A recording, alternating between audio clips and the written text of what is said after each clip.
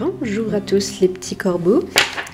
Alors, bienvenue sur la chaîne Corbeau Blanc évidemment. Je suis Camille, naturopathe en devenir. Je vous aide à vous reconnecter à votre lumière intérieure en partageant des expériences que j'ai pu vivre, des lectures, des astuces, mes croyances. Également des oracles et tirages que je peux faire en vidéo pour le plaisir de tout le monde. Et libre à vous de prendre ce qui résonne en vous dans ce podcast et de laisser de côté évidemment ce qui ne résonne pas. Avant qu'on commence, je voulais juste vous dire que si vous souhaitiez être informé dès que je sors une vidéo ou un podcast, vous pouvez cliquer sur la petite cloche et vous serez immédiatement informé. Il y aura une petite notification pour que vous puissiez justement être averti dès qu'une vidéo sort. Et à ce moment-là aussi, abonnez-vous tant qu'à faire. Pour m'aider aussi, pour que les gens puissent un peu découvrir et être aidés, il faut forcément diffuser le podcast. Donc à ce moment-là, je vous demanderai de liker et de commenter pour me faire part de vos ressentis, de ce que ça vous a apporté le podcast, éventuellement des suggestions pour améliorer le podcast, des éléments constructifs évidemment, et même des idées pour de prochains podcasts qui vous feraient plaisir, des sujets abordés, des sujets peut-être un peu plus de naturopathie. Dites-moi et puis je me ferai un plaisir de vous répondre du moment que c'est dans la bienveillance. Je voulais aussi pour ceux qui ne connaissent pas, j'ai aussi un profil Instagram et j'ai une page Facebook au nom de Corbeau Blanc Soleil. Donc comme ça, si vous voulez voir un petit peu plus de contenu, des astuces naturaux, vous pouvez aller faire un tour dessus puis vous abonner. Voilà, ceci étant dit, on va attaquer le podcast du jour. On va attaquer un concept que vous avez déjà dû entendre depuis quelques années, où le développement personnel est un petit peu partout présent dans notre société. Ça commence à vraiment bien se développer et je ne veux pas critiquer le développement personnel parce qu'il y a beaucoup de choses qui sont bien. Il y a une chose par contre que j'aimerais quand même un peu remettre en question, un peu nuancée, c'est la dictature de la pensée positive. Alors, pourquoi dictature ? Parce que j'estime que si on a des pensées négatives, c'est qu'il y a une raison. Et qu'il ne faut pas être en déni, parce que cette mentalité, pour moi, n'apporte que du déni. À dire tout le temps, oui, tout va bien, je suis positif, tout va bien, alors que c'est la merde. Donc, si c'est la merde, s'il y a quelque chose qui ne va pas, il vaut mieux trouver l'origine. Moi je suis plutôt quelqu'un, et d'ailleurs vu que je suis en études de naturopathie, je fonctionne comme ça, je vais chercher la cause pour mettre les actions en place. Et c'est comme ça que fonctionne la vie, c'est comme ça que vous apportez les changements nécessaires pour être mieux. Donc les pensées, elles découlent de quoi ? Les pensées découlent de vos émotions et sentiments. Donc quand on vous dit de contrôler vos pensées, c'est parce que c'est plus facile de contrôler des pensées que des émotions. Mais voilà, de toute façon, moi je pense qu'il ne faut pas être dans le contrôle, parce qu'on est déjà beaucoup dans le contrôle. Je pense qu'il faut les vivre, il faut tout vivre. Il faut accepter. C'est plutôt se poser la question de pourquoi on se sent comme ça, pourquoi on pense comme ça. La pensée, par exemple, elle peut vous aider si vous êtes très déconnecté de vos émotions. Si vous voyez que vous pensez beaucoup de manière négative, c'est vous dire, tiens, peut-être qu'aujourd'hui je me sens pas bien. Peut-être qu'il y a quelque chose, je suis en colère, mais je n'arrive pas à le sentir. Parce qu'il y a des gens qui sont comme ça. Par contre, les pensées, vous arrivez à en choper certaines, pas toutes, parce qu'il y a plein de pensées inconscientes, de mécanismes inconscients. Et vous dites, bon, là, aujourd'hui, de manière générale, je suis plutôt en mode mauvaise journée, où je suis pas bien, je râle, je me plains, rien ne va. Donc peut-être que derrière, il y a une émotion désagréable cachée. Donc, justement, parlons des émotions. Donc moi, je les appelle émotions agréables ou confortables, et émotions désagréables, inconfortables. Alors, Parce que j'aime pas trop les mots positifs, négatifs, parce qu'encore une fois, je suis pas dans la mentalité très manichéenne qu'on a ici, enfin en Occident, où c'est bien, c'est mal. Pour moi, tout est relatif. Donc voilà, plutôt positif, enfin, voilà, plutôt que de dire positif, je vais dire agréable et désagréable pour négative. Alors, qu'est-ce qu'on met derrière les émotions agréables? Forcément, c'est tout ce qui vous procure du bien-être. Donc la joie, c'est principalement ça, hein, la joie, la paix, voilà, des choses qu'on ressent vraiment très bien, l'amour, tout ça, c'est très... on se sent bien. Dès que vous avez quelque chose qui vous fait vous sentir bien, c'est que vous êtes dans une émotion agréable. Dès que vous vous sentez pas bien, alors c'est une émotion désagréable, comme la colère, la tristesse, la peur, la frustration, voilà, tout ça. Donc, tout ça pour dire que, en fait, si vous regardez, ça vous permet justement de voir comment vous vous sentez à l'intérieur. C'est le but, les émotions sont le baromètre de nous-mêmes, à un instant T. Hein, c'est pas tout le temps comme ça, je veux dire, vous n'êtes pas tout le temps en colère, vous n'êtes pas tout le temps triste, vous n'êtes pas tout le temps dans la joie, vous n'êtes pas tout le temps heureux, vous n'êtes pas tout le temps dans l'euphorie. Ce n'est pas possible. Ce n'est pas possible du tout. Tout est temporaire, tout est éphémère. Et les émotions sont juste un baromètre de votre vous-même, votre état d'esprit à l'intérieur. Et si on se penche un peu plus sur les émotions désagréables, on peut se poser la question de à quoi elles servent. Et justement, on va y répondre. On va prendre 3 cas de figure, on va prendre la peur, on va prendre la colère et la tristesse, qui restent les émotions inconfortables majoritaires. La peur. Qu'est-ce que la peur? La peur, c'est la perception d'une menace.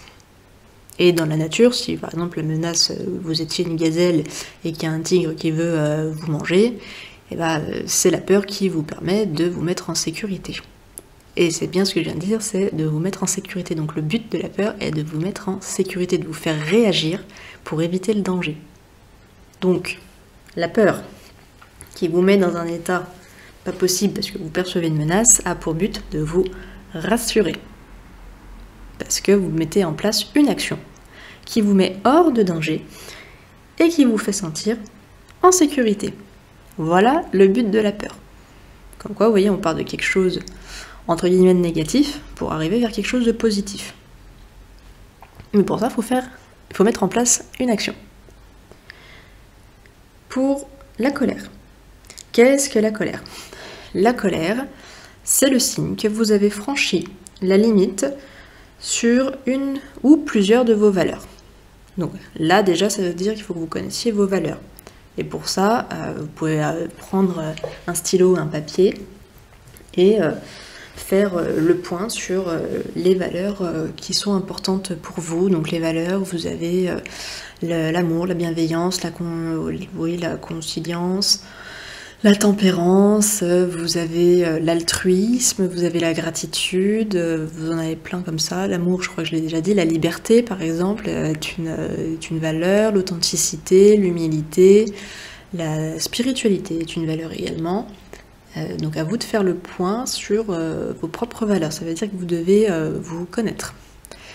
Et vous avez plein de vidéos sur le sujet, notamment vous avez une vidéo de Chloé Bloom sur les valeurs, donc à ce moment-là, si ça vous intéresse, je vous invite à aller regarder la vidéo que Chloé Bloom a fait sur les valeurs que l'on a, et comme ça vous pourrez faire le point.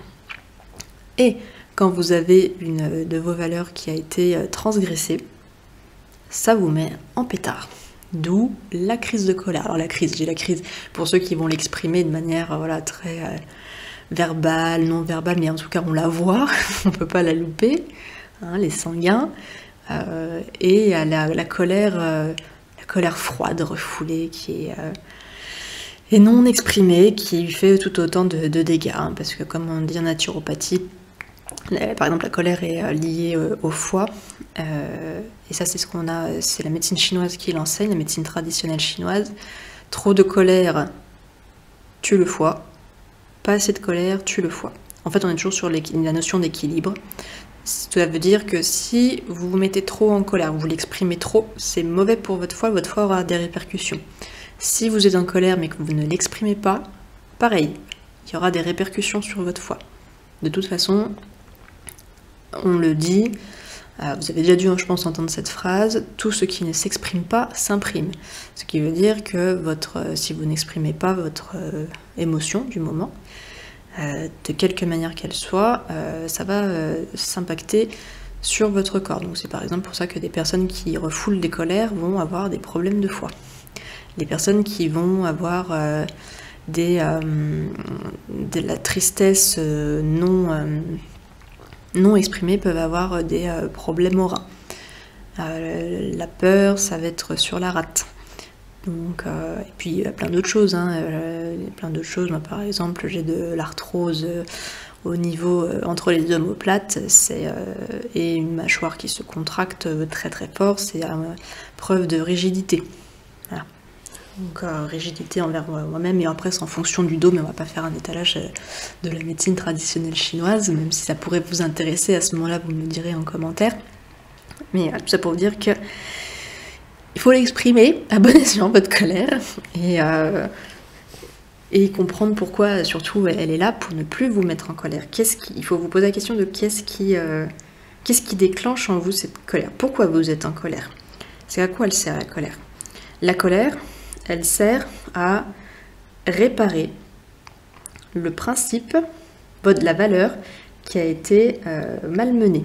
Votre valeur qui a été malmenée. Donc, quel exemple on pourrait prendre? Si vous deviez emmener votre gamin, par exemple, à un cours de natation à 18h. Et ce jour-là, vous terminez le travail à midi, admettons. Parce que c'est mercredi, que c'est le jour des enfants, et que vous avez votre après-midi, c'est prévu dans votre contrat. Et que ce jour-là, vous avez votre manager, votre employeur qui vous demande de rester parce qu'il y a un gros dossier hyper urgent et que voilà, ce serait vraiment bien que vous restiez parce que sinon ils ne savent pas comment ils vont faire. Bon. Vous dites oui. Et vous partez, il est 18h ou 17h30. Et le temps d'arriver chez vous, c'est 18h. Et votre gamin, il fait la gueule parce que vous n'avez pas tenu votre promesse de l'emmener à son cours de natation. Et donc il n'a pas pu aller voir les copains, il n'a pas pu apprendre à nager, donc il est très déçu, il est en colère contre vous, il vous aime plus, machin, tout ça. Et vous êtes en colère parce que votre petit, il est en colère et que vous vous dites, si j'avais dit non, on n'en serait pas là. Dans cet exemple, qu'est-ce que vous n'avez pas respecté? Vous n'avez pas respecté vos propres limites. Vous auriez pu, par exemple, dire, ok, mais il faut que je sois partie, par exemple, à telle heure. Ou, non, mais j'ai mon gamin, peu importe, ou je ne peux pas, comme vous voulez. Mais là, en fait, vous vous sentez frustré. Souvent, dans la colère, il y a de la frustration, il y a de la tristesse, il y a beaucoup de mélange, mais des fois de la peur aussi. Mais parce que vous n'avez pas su dire non.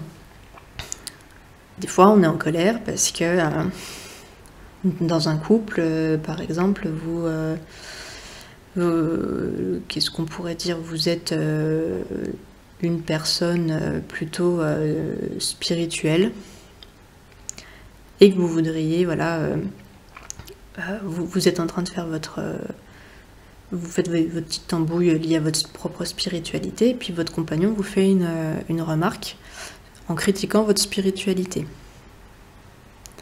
Pareil, ça vous met en colère, parce que du coup vous allez aller faire votre petite tambouille ailleurs, et ça vous met en colère. Et oui, mais là, justement, c'est pareil, c'est que vous ne respectez pas vos limites. C'est que vous acceptez que votre compagnon, votre compagne, juge votre pratique spirituelle ou religieuse, vous pouvez aussi mettre ça, et on ne lui demande pas son avis. Il a le droit d'avoir son avis, Il a le droit de ne pas pratiquer comme vous, il a le droit de ne pas croire, mais en aucun cas, il n'a le droit de juger votre pratique. Ou alors, si ça le dérange, il fallait peut-être remettre en question le fait d'être ensemble, tout simplement. Ça peut être ça, hein, des fois, parce que si c'est vraiment très très, on va dire, on part dans une relation envenimée sur ce sujet, c'est qu'il y a un problème, parce que vous êtes, c'est vous. Dès que ça s'attaque à vous, il y a un souci, mais en général, c'est quand vous êtes en colère, c'est qu'il y a le respect de vous-même qui a été transgressé. Il y a de vos limites, le respect, et c'est forcément lié à une de vos valeurs. Donc à vous de trouver, et à vous de savoir pourquoi ça vous met en colère. Et justement, pour qu'à l'avenir, dire, par exemple, dans ces deux situations, dire stop, tout simplement, dire non. Non, mon patron, je ne suis pas disponible cet après-midi, je ne peux pas faire cette tâche, ça attendra demain, ou on peut regarder pour un autre jour pour vous aider, voilà, mais pas aujourd'hui, je ne peux pas. Dans le cas du conjoint, je ne t'autorise pas à juger mes croyances. Voilà, tu crois en ce que tu veux, je te respecte pour ça, je respecte tes croyances, alors je te demanderai de respecter mes croyances, tout simplement. Et là, vous posez vos limites. Il n'y a pas besoin de faire un étalage de colère et tout. Hein. C'est juste dire non, stop. Voilà. Si on regarde aussi la tristesse c'est quoi? La tristesse, elle est liée à la perte de quelqu'un ou de quelque chose. Il y a une sensation de manque, de vide. Et quel est le but derrière? C'est à relativiser, voir ce que ça vient chercher chez vous, cette perte, pourquoi ça vous met dans un tel état. Et puis après, c'est de justement rebondir sur la situation, parce que vous allez apprendre à relativiser. Le but de la tristesse, c'est de relativiser. C'est très dur, parce que par exemple, quand on est sur un deuil, vous avez perdu quelqu'un de très cher, vous savez que vous le reverrez jamais, c'est très compliqué de vous dire il faut relativiser. Très très compliqué. Néanmoins, j'ai envie de dire, de toute façon, il vaut mieux que vous relativisiez parce que vous n'avez pas le choix, vous ne reverrez pas effectivement cette personne. Donc, juste pour être mieux avec vous-même, vous avez tout intérêt à relativiser, puis à voir que la vie ne s'arrête pas là, heureusement. Mais c'est du travail sur soi, ça prend du temps. Là, dans les 3 émotions qu'on vient de citer, ça prend énormément de temps. Et de recul, et voilà, c'est un travail vous allez faire sur des mois, des années, moi je dirais même des années, et toute votre vie. Toute votre vie, on apprend tout le temps. On apprend tout le temps. Mais voilà, c'est pour vous montrer que, vous voyez, ces 3 émotions, elles ont des buts précis qui sont positifs. Parce que la peur vous sert à vous sentir en sécurité, la colère vous sert à recadrer pour vous faire respecter, hein, et réparer les valeurs qui ont été transgressées, et la tristesse sert à ce que vous appreniez à relativiser. Donc ce sont des choses qui sont très positives au final, mais qui ne sont d'un premier abord pas perçues comme telles. Ce qu'il y a en commun, c'est que dans tous les cas de figure, les émotions, quand elles sont désagréables, doivent vous amener à vous poser des questions sur vous-même. Ce que ça vient chercher chez vous, pourquoi ça vous met dans cet état tout le temps. Après, bon, vous faites comme vous voulez, évidemment. Hein. Mais c'est vrai que vous devriez vous poser la question tout le temps de qu'est-ce que ça déclenche en moi? Pourquoi ça déclenche ça en moi? Une fois que vous avez trouvé la réponse ou les réponses, mettre en action des choses, des petites procédures, des petits rituels que vous allez déterminer vous-même pour que justement ça n'arrive plus. Pour pas vous retrouver dans cette situation. Parce que de toute façon, effectivement, vous allez vous remettre en colère, vous allez avoir peur de nouveau et vous allez être triste de nouveau. Mais pour vivre les choses de manière différente. Par exemple, pour le deuil, la prochaine fois vous en connaîtrez un, même si je vous le souhaite pas, dire voilà, aujourd'hui je suis triste, voilà, j'ai perdu telle personne, machin, ou une chose aussi, je suis vraiment pas bien, je sais que je réagis comme ça, et je veux qu'on me foute la paix. Je veux prendre le temps de rebondir, par exemple. Là, la personne, si on prend la colère, la personne me montre délibérément qu'elle est en train de transgresser mes limites, de marcher sur les pieds. Je ne suis pas d'accord, je montre un peu les dents, gentiment, je la recadre et je me fais respecter. La peur, elle, vous avez peur moi, par exemple, j'ai très très peur de me retrouver à la rue. Par mon vécu, alors je n'ai jamais été à la rue, mais j'ai eu très très peur à une période de ma vie de me retrouver à la rue. Et ben c'est justement quand cette peur refait surface, parce que c'est une peur par exemple qui est récurrente, se dire, voilà, on relativise, j'ai de l'argent pour me payer un logement, j'ai des proches sur qui je peux compter, voilà, on relativise, on n'est pas dans le même cas de figure où la première fois où j'ai eu peur qui est liée à une expérience de vie, je suis pas du tout dans la même situation, donc voilà, vous voyez, c'est juste relativiser. J'ai toujours peur, juste relativiser, juste se dire, voilà, ok, ce danger, dans ce cas de figure, n'est pas réel. Parce que c'est ça aussi le problème avec la peur, c'est que souvent on est sur des peurs qui sont fantasmées. Ce qu'il faut savoir également sur les émotions, c'est que on a un concept qu'on appelle l'homéostasie en naturopathie qui explique que le corps, tous les corps, que ce soit physique ou subtil, tendent à l'homéostasie, et l'homéostasie c'est donc l'équilibre de manière générale, c'est-à-dire que ça reprend le fait que tout est éphémère, c'est-à-dire que si vous avez un passage de votre vie à un instant T et vous êtes très très triste, parce que voilà, vous avez un deuil, admettons, c'est temporaire, c'est éphémère tout simplement parce que le corps veut tout le temps vous ramener à l'équilibre. Donc forcément à un moment, même si vous serez triste, vous serez moins triste. Vous allez tendre à revenir vers quelque chose de plus, on va dire plus normal. J'aime pas le mot normal non plus. Plus tolérable pour le corps. Parce que vous ne pouvez pas rester dans cet état-là, sinon le corps meurt. C'est la mort. Donc le corps ne peut pas maintenir des états émotionnels, des pics émotionnels, que ce soit positifs ou négatifs, de manière constante, sinon il meurt. C'est pour ça qu'il tend à l'équilibre. Et c'est pour ça que de la même façon, le jour où vous avez un gros moment de joie, ce gros moment de joie va être éphémère. Il ne pourra pas durer, parce que pareil, le corps tend à l'équilibre, à ce que vous soyez toujours assez constant. Donc pour conclure, en fait, ce que je voudrais vous donner en fait une image, moi, que je me mets, que je visualise, surtout dans les moments où ça ne va pas, plus que dans les moments où ça va, c'est de se voir comme un bateau. Moi, je me vois par exemple sur la mer, et je suis un bateau. Donc je vous laisse le choix du bateau, si vous voulez un yacht ou je ne sais pas quel bateau. Moi je vois un espèce de bateau pirate parce que j'aime bien ça. Voilà. Donc vous choisissez le bateau, vous vous mettez sur un océan, la mer, et quand ça va pas, en fait, il faut voir les émotions comme la tempête. Là, la tempête, voilà, vous êtes pas bien, vous êtes triste, vous avez peur, vous êtes en colère. Et ben là c'est la tempête, le ciel, il est gris, il y a de l'orage, il y a des éclairs dans tous les sens, la mer elle est déchaînée. Et vous êtes là, vous êtes le bateau qui suit un peu le mouvement, qui n'a pas trop le choix de suivre le mouvement, il vaut mieux.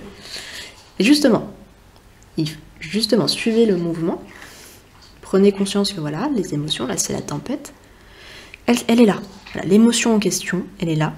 Vous ne pouvez pas l'enlever, vous ne pouvez qu'attendre qu'elle passe, donc luttez pas.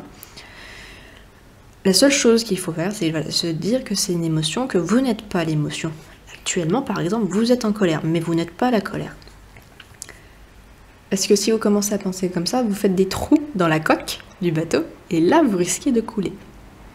Donc juste, voilà, vous attendez que ça passe, et ne vous identifiez pas à votre émotion pour ne pas être une coque trouée de bateau où vous avez l'eau qui est à rentrer, et puis après, ça finit en mode Titanic, donc non, voilà, on reste tranquille, on attend que ça passe, ça fait mal, ça fait peur, c'est vraiment pas cool, mais on attend. Donc voilà. Donc si l'image vous parle, utilisez-la. Hein, ouais, moi je trouve que c'est plutôt parlant et j'aime bien l'utiliser. Ça reprend un peu l'expression de voilà, qu'il faut apprendre à danser sous la pluie plutôt que d'attendre qu'il fasse toujours beau pour que ça aille bien. Voilà. Donc sur ce, les petits corbeaux, je vous laisse me mettre des commentaires si vous voulez, si le cœur y est, partager. Et puis je vous dis à bientôt pour un nouvel épisode de podcast. Ciao ciao!